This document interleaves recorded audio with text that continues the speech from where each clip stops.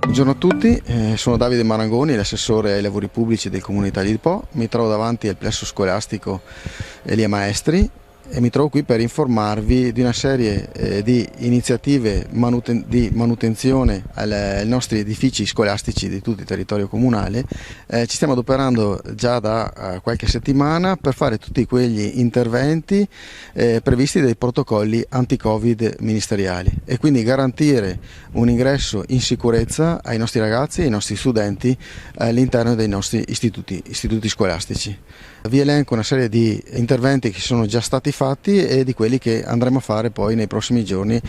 Allora, all'interno della scuola media Elia Maestri abbiamo provveduto ad effettuare la sistemazione della pavimentazione nella parte retrostante l'istituto comprensivo per utilizzare un ulteriore accesso al Pascoli.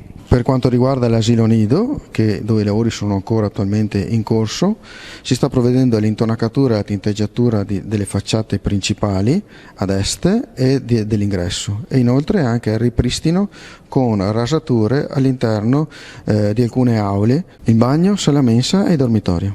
Per quanto riguarda invece le scuole elementari a Oca, abbiamo provveduto quindi ad adeguare i bagni con appositi WC per i bambini.